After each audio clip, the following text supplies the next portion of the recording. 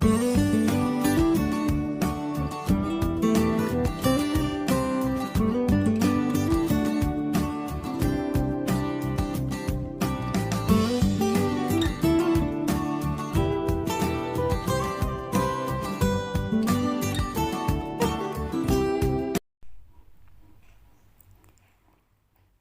tiba di rumah, aku melihat mobil Bagas sudah terparkir.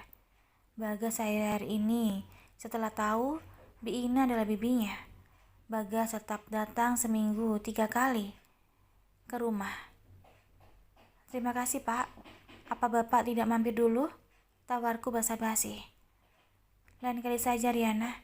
Sampaikan salamku pada semuanya," ucap Pak Bram padaku. Aku masih berdiri di depan perkarangan rumah sampai mobil Pak Bram tak terlihat lagi.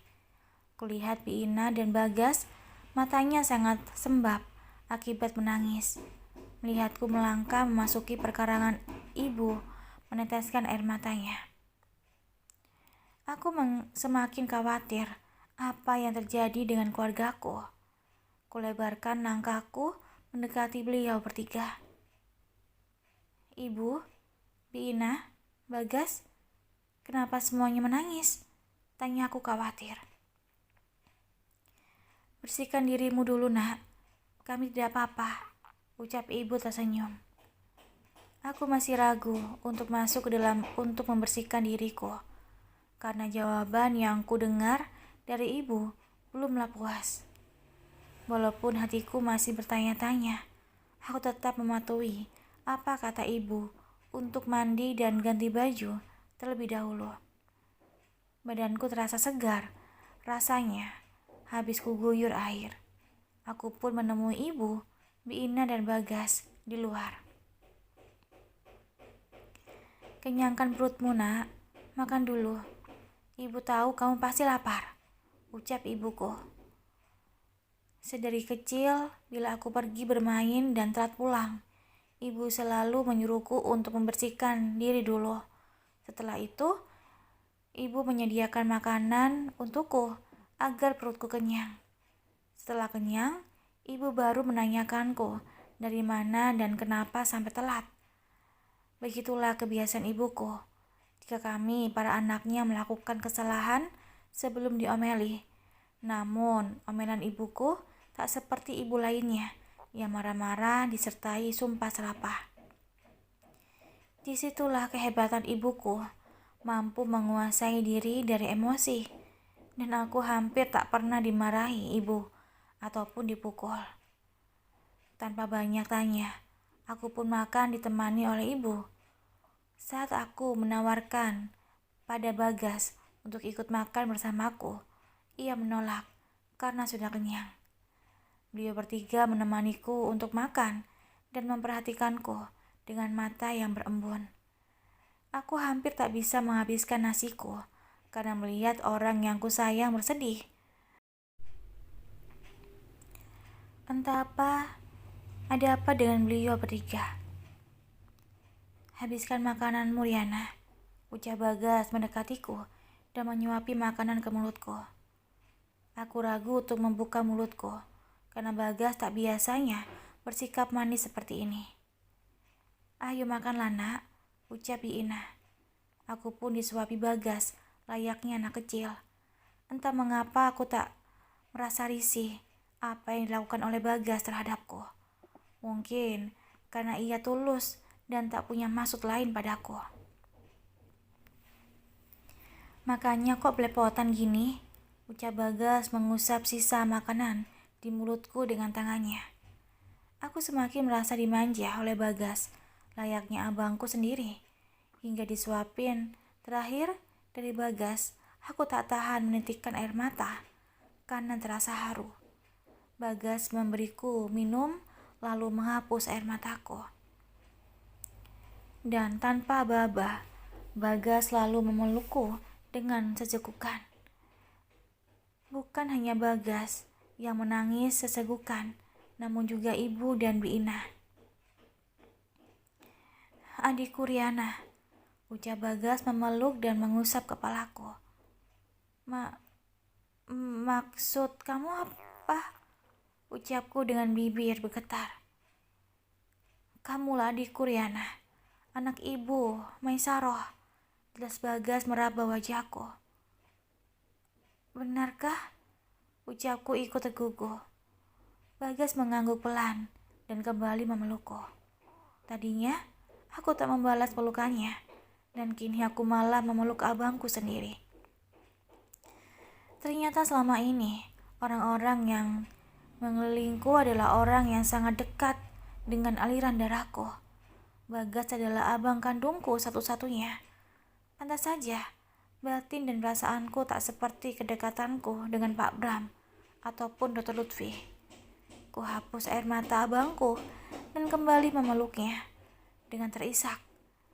Ternyata keluargaku masih hidup. Allah menyisakan abangku untuk hidup menemaniku di dunia. Meski ibu, kami telah berpulang ke hadapan Sang Pencipta. Artinya Pak Yakub adalah bapakku, Bang? Tanyaku terisak kembali. Dek, kita satu ibu, berlainan bapak, jelas Bang Bagas. Lalu, siapa Bapak Riana? Ucapku meneteskan air mata. Ayahmu adalah Pak Sidik, Dek, ucap Bang Bagas dengan mulut bergetar. Apa? Ucapku terkejut. Jelaskan semuanya, Bang. Riana ingin tahu. Jelaskan. Ucapku terguguh. Aku hampir tak bisa menopang tubuhku sendiri karena tak kuasa dengan kenyataan yang baru saja aku hadapi. Berbagai pertanyaan bergejolak di hati dan kepalaku. Bang Bagas pun menjelaskan semuanya dengan keberadaan ayahku. Kita akan menemui Rehan dulu, Dek, untuk memastikan apa kita bisa bertemu dengan beliau atau tidak sebelum terburu-buru mengambil langkah, ucap Bang Bagas. Riana akan turut pada abang, mana baiknya, ucapku menghapus air mataku. Tak sabar rasanya menunggu esok untuk bertemu dengan Raihan, sahabat Bang Bagas. Hingga datangnya malam hari, aku tak bisa tidur karena merasa gelisah. Mengapa bisa ibuku melahirkanku di tempat yang sepi tanpa kehadiran ayahku, Pak Sidik? Apakah ia mengabaikan ibuku?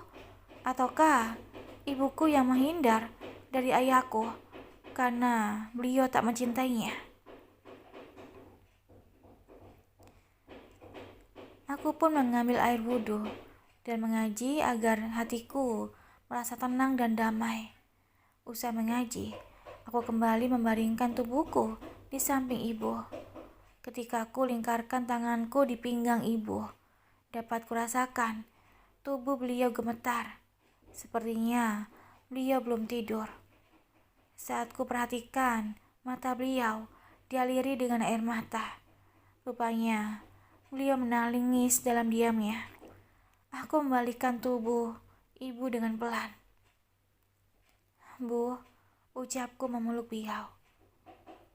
Riana, jika kamu bertemu dengan ayahmu nantinya, sering-seringlah datang mengunjungi ibu, ucap ibu terisak. Bu, mengapa ibu berbicara seperti itu? Walau bagaimanapun, Riana tetaplah anak ibu, dan Riana tak akan pernah meninggalkan ibu, ucapku terisak. Nak, bagaimanapun nantinya, ayahmu pasti akan mengambilmu. Beliau adalah warismu, dan beliau berhak atasmu. Meskipun ibu yang mengasuhmu dari kecil, ucap ibu membelai rambutku. Aku semakin terguguh dengan ucapan ibu. Jangankan memikirkan hal itu untuk bersama ayahku. Meninggalkan ibu rasanya aku belum sanggup. Kita ke toko tempatmu bekerja, Dek. Kita minta izin dulu dengan Pak Bram, baru kita ke kampus, ucap Bang Bagas. Pamit ya, Bu, Bibi, ucapku memeluk kedua orang yang sangat berarti dalam hidupku. Sampai di toko Pak Bram, Aku pun masuk bersama Bang Bagas. Tak sedikit pun Bang Bagas melepaskan tanganku. Ia begitu takut aku jauh darinya. Wajah John dan Pak Bram terlihat begitu heran melihat Bang Bagas menggandeng tanganku. Maaf Pak Bram, saya izin membawa Riana ke satu tempat, ucap Bang Bagas pada Pak Bram. Silakan, ucap Pak Bram mengizinkan. Saat hendak memasuki mobil, Bang Bagas lebih dahulu merapikan jilbabku. Dan momen itu dilihat juga oleh Pak Bram. Wajah bosku itu terlihat agak tak suka dan dengan cepat melangkahkan kakinya ke dalam ruangannya. Riana, nanti sepulang dari kampus, jelaskan hubungan kita pada Pak Bram ya dek. Sepertinya beliau begitu cemburu melihatku dekat denganmu, ucap Bang Bagas tersenyum. Gak penting bang, Riana gak punya hubungan spesial dengan bos Riana, ucapku jujur. Penting lah dek, jangan sampai orang-orang nantinya berprasangka buruk tentangmu dan hal itu akan menjadi fitnah, ucap Bang Bagas. Aku pun mengangguk paham. Dek, lucu juga ya bila abang ingat ketika abang menyatakan perasaan abang padamu. Abang terlalu polos hingga tak bisa membedakan antara jatuh cinta dan rasa sayang, ucap Bang Bagas merasa lucu. Jatuh cinta yang sebenarnya itu tak bisa diungkapkan dengan kata-kata bang. Apalagi ketika cinta kita tak bertepuk sebelah tangan dan akan segera dihalalin, ucapku keceplosan. Masya Allah, abang pengen tahu siapa lelaki yang beruntung itu? Ucap Bang Bagas. Masih rahasia dong bang. Setelah resmi dilamar, abang akan tahu sendiri nantinya, ucapku bahagia. Abang akan berdoa yang terbaik untukmu dek, ucap Bang Bagas sembari mencubit pipiku gemas. Karena asik mengobrol, tak terasa kita sudah sampai di kampusnya Bang Bagas. Ada rasa bangga pada abangku ini. Selain tampan, beliau juga seorang hafiz dan sebentar lagi akan mengambil gelar dokter. Ketika memasuki kampus, para teman Bang Bagas melihat kami dengan pandangan yang aneh. Bang, mengapa teman abang menatap kita seperti itu? Tanyaku heran. Tidak usah dihiraukan dek, ayo jalan, ucap Bang Bagas tetap menggandeng tanganku. Gas, tumben amat lo bawa gadis ke kampus. Mana yang digandeng cantik banget lagi, goda salah satu teman kuliah Bang Bagas.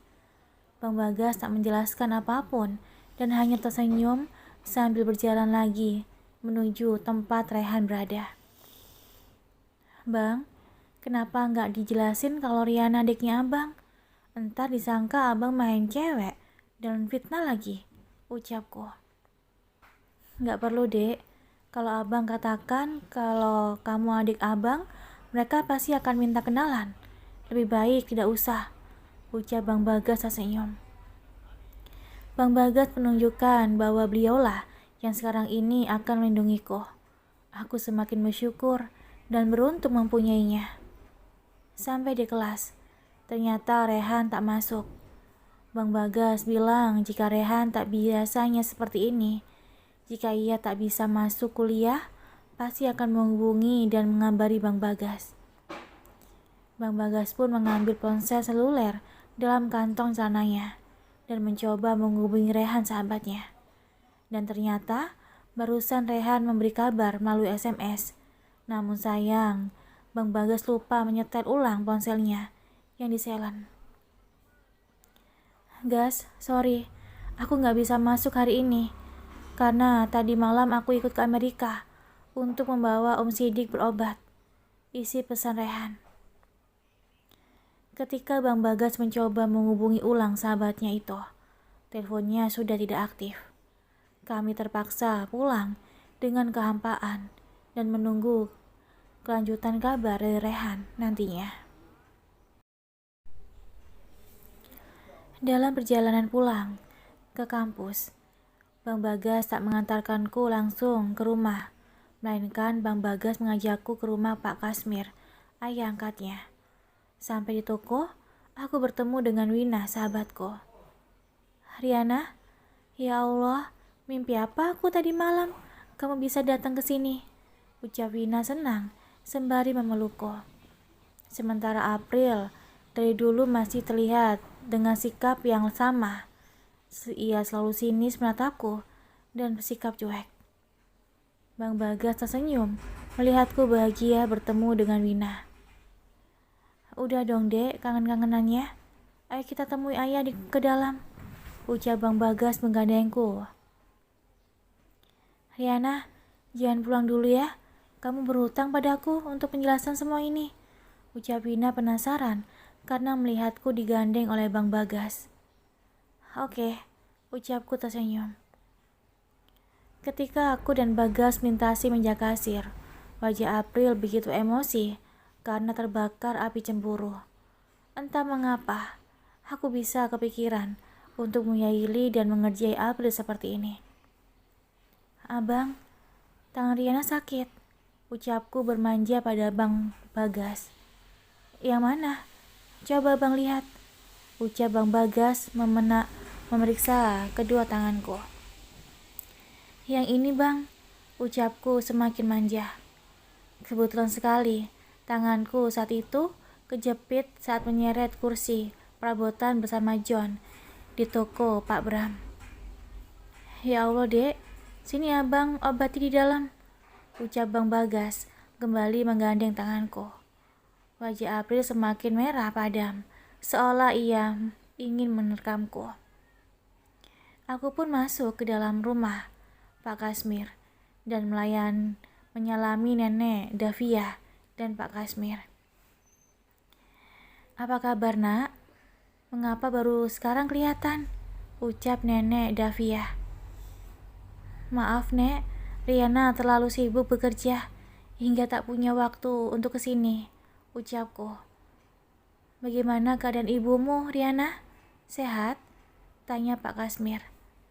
Alhamdulillah sehat pak, ucapku tersenyum. Ayah, nenek, Riana yang dulunya kerja bersama kita sebenarnya adalah adik kandung Bagas, jelas Bang Bagas. Aku mengira Bang Bagas sudah menceritakan yang sebenarnya pada Pak Kasmir dan juga nenek Davia sebelumnya. Apa? Ucap nenek Davia dan Pak Kasmir terkejut. Bagas dan Riana satu ibu dan berlainan nazab, ucap Bang Bagas.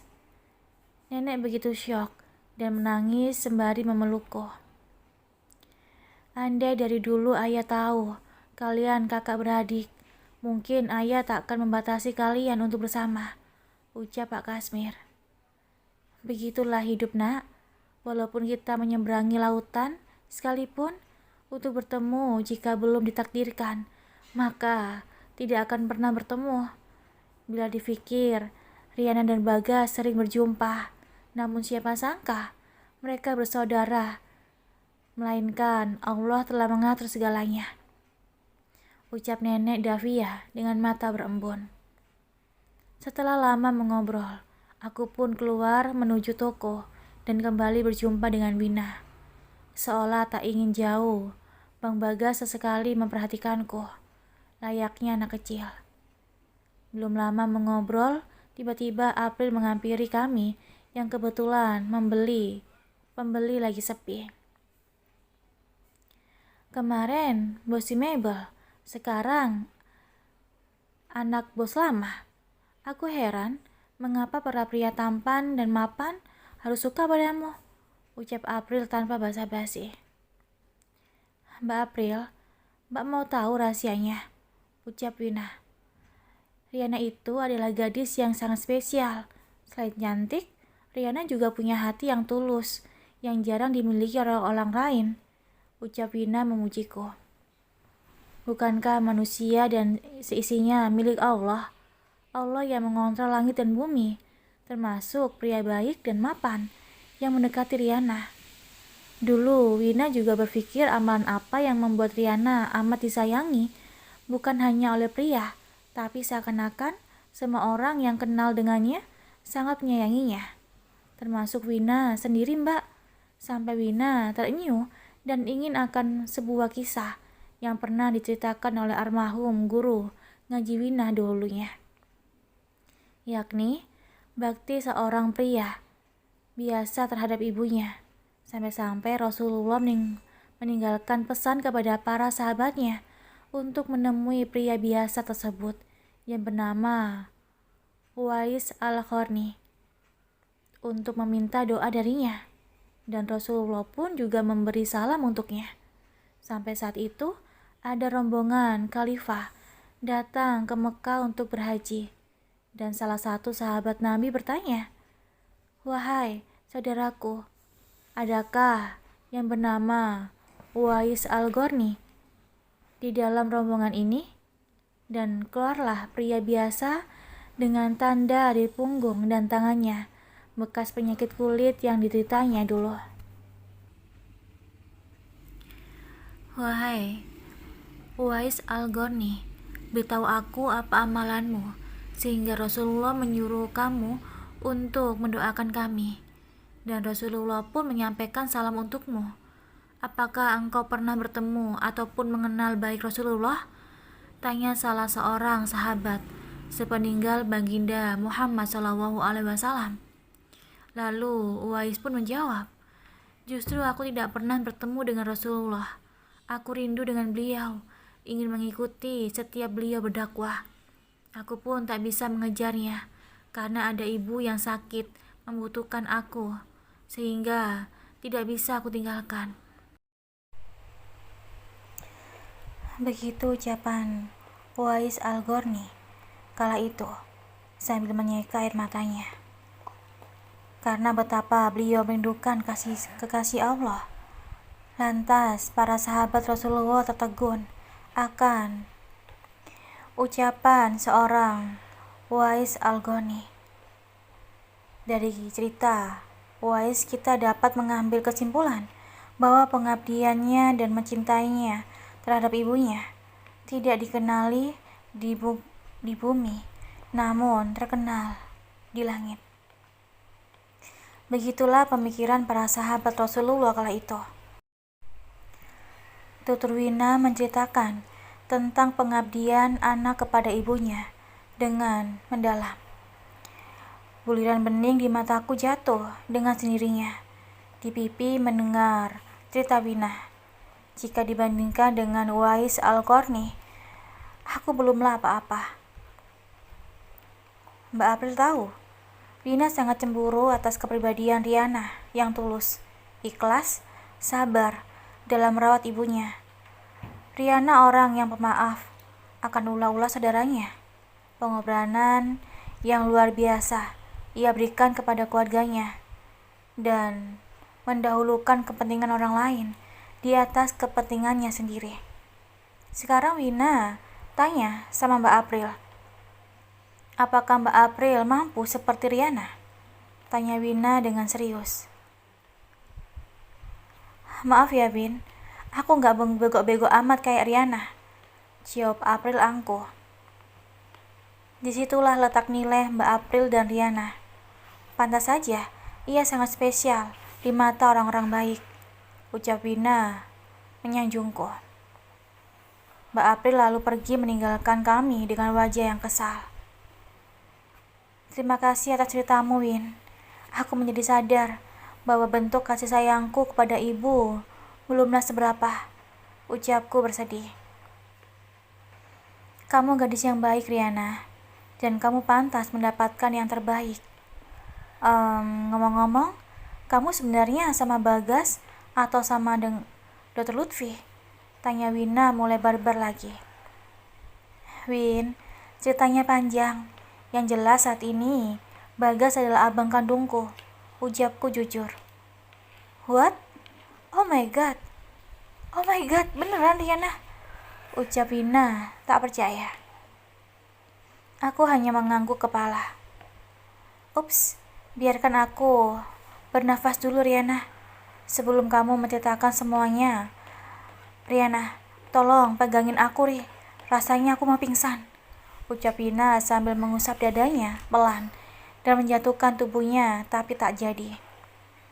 Wina adalah teman sekaligus sahabatku yang bisa membuatku tertawa konyol karena tingkahnya. Walaupun terlihat lebay, namun Wina membuatku kagum akan pengetahuan dan ilmu agamanya. Terlebih, Wina adalah gadis yang pandai menjaga diri, meski suka cepat ceplos. Abang boleh gabung gak, Dek? Habis ketawanya renyah banget, ucap Bang Bagas penasaran. Bang Bagas, sebenarnya ganteng abis, tapi sayang Riana, aku gak kesengsem sama anak bosku ini, ucap Wina disertai tawanya yang lucu. Makasih ya Win, udah bikin adik aku bahagia, ucap Bang Bagas tersenyum. Sama-sama bos, Wina gak banyak minta, yang penting sering-sering ajak Wina ke tempat orang tampan, kayak pesta waktu itu, ucap Wina bercanda. Kami pun tertawa bersama, melihat tingkah Wina yang gaya bicaranya suka ngelawak. Sementara itu, wajah April semakin mengganas, entah apa yang dipikirkan, dan di dalam hati April hingga ia terlalu membenciku. Terima kasih udah dengerin audio di Eva Family.